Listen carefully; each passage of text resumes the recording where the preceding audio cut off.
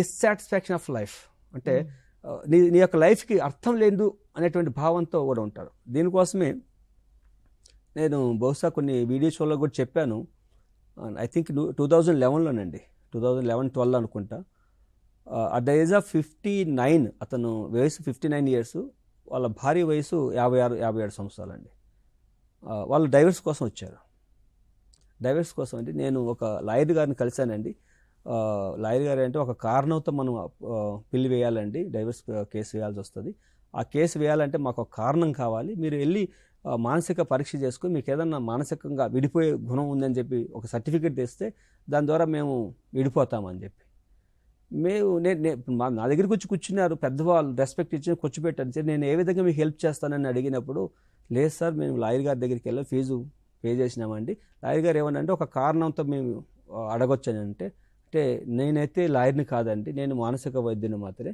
మానసిక కోణంలో మీకు ఏ రకమైన సమస్య ఉందంటే మీరు చెప్తే నేను విచారించి దాన్ని పరీక్షించిన తర్వాత ఉందే లేదని పరీక్షల ద్వారా చెప్పగలుగుతానని మానసిక పరీక్షలకు మీరు కారణాలు కంప్లైంట్స్ ఇవ్వని చెప్పారు.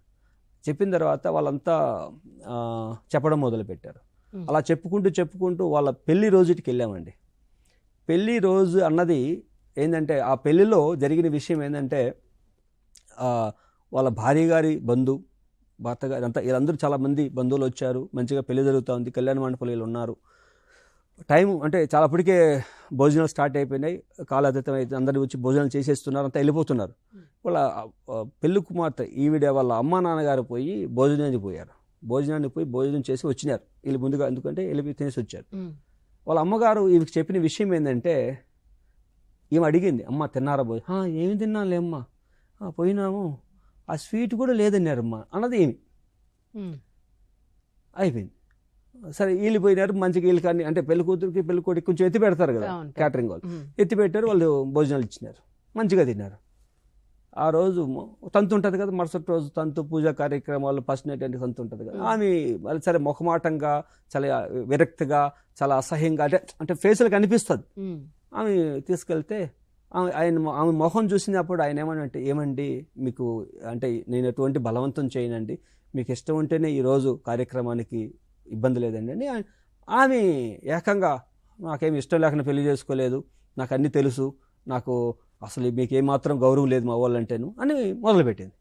మేము ఇంత సారి ఇచ్చినాం, ఇంత కట్నాలు ఇచ్చినాం, ఇంత కానుకలు ఇచ్చినాం, మా అమ్మ మా నాన్న అంటే నీకు గౌరవం లేదు. అరే ఏం జరిగింది నాకు తెలియదు కదా, మన ఇద్దరం కళ్యాణ మండపంలో ఉన్నాం, అక్కడ ఎవరు అంటే అన్నం పెట్టి వాళ్ళు చూసుకున్నారు లేదో, అత్తమ్మ గారికి మామయ్య గారికి కాలు మొక్కి దండం పెట్టి నేను సారీ చెప్తానండి అంటే చెప్తే పోతుందా?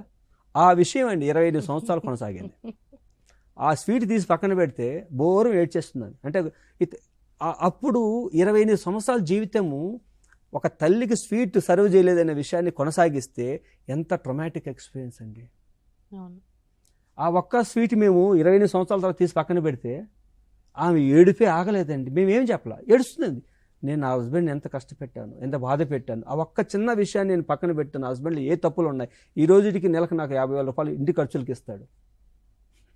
చూసి ఆమె బోరు ఏడ్చేసి 45 మినిట్స్ ఏడ్చిందండి కూర్చొని. ఆ చైర్లో కూర్చోబెట్టారు, మాట అంటారు, కూర్చోబెట్టి ఏడ్చేసి దండం పెట్టేసి వెళ్ళారు. చిన్న వయసు అండి నాకు పెట్టొద్దండి అంటే, సార్ మాకు ఈరోజు ఒక లైఫ్లో ఒక మార్పు జరిగిందండి.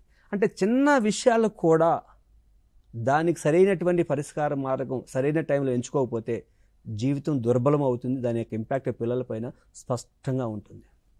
కనుక అటువంటి విషయాలు వస్తే మానసిక వైద్యుని కలిసి కౌన్సిలింగ్ తీసుకోవడం ద్వారా దానిలో మార్పు వస్తుంది. ఆ యొక్క కౌన్సిలింగ్ సరిగా జరిగితే ఎన్నో మార్పులు వస్తాయి. బహుశా మనకు కోర్టులో కూడా డైవర్స్ కేసుకి ముందు ఒక మీడియేటింగ్ కౌన్సిలింగ్ చేస్తారు.